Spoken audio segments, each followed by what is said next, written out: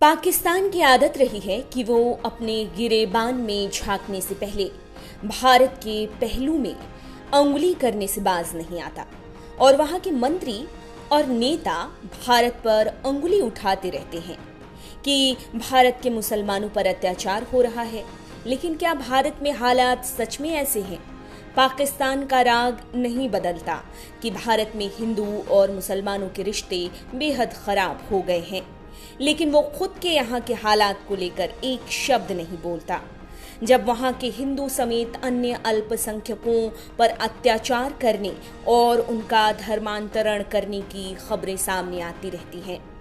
लेखक, सुप्रसिद्ध पत्रकार और स्तंभकार डॉक्टर वेद प्रताप वैदिक ने बीते 4 जून की रात लंदन के एक वेबिनार में भाग लिया, जिसमें ऐसे ही एक विषय पर चर्चा की गई।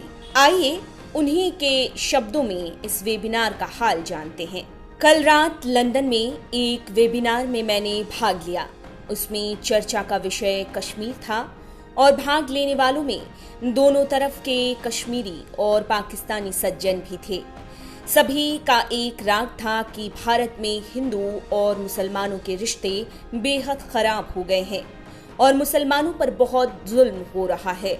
मैंने नम्रतापूर्वक उन बंधुओं से पूछा कि भारत में मुसलमानों की दशा क्या चीन के उइगर मुसलमानों से भी बुरी है? मैंने कभी किसी पाकिस्तानी नेता इमरान खान, मियां नवाज शरीफ या आसिफ जरदारी को उइगरों के बारे में एक शब्द भी बोलते हुए नहीं सुना।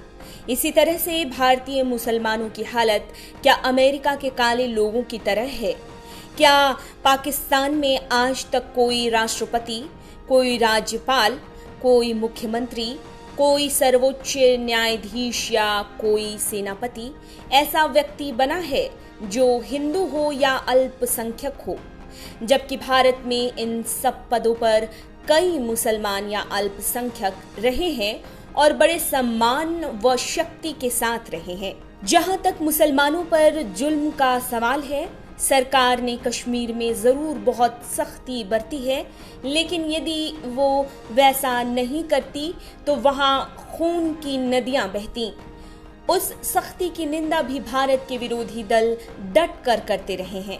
जहां तक पड़ोसी देशों से आने वाले शरणार्थियों पर बने कानून का सवाल है, उसमें मुसलमानों के साथ जो भेदभाव रखा गया है उसकी निंदा किसने नहीं की है? सरकारी दलों को छोड़कर देश के सभी दलों ने उसे रद्द किया है। कई भाजपा समर्थकों ने उसका मौन और किसी ने उसका खुलकर भी विरोध किया है।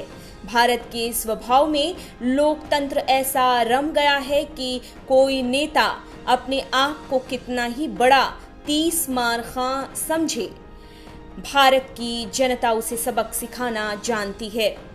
जहां तक हिंदू मुसलमानों के आपसी संबंधों का सवाल है, भारत में गजब की मिसालें मिल रही हैं। लुधियाना के पास मच्छीवाड़ा गांव के एक मजदूर अब्दुल साजिद ने अपने दोस्त वीरेंद्र कुमार की बेटी की शादी खुद उसका बाप बनकर हिंदू रीति से करवा दी।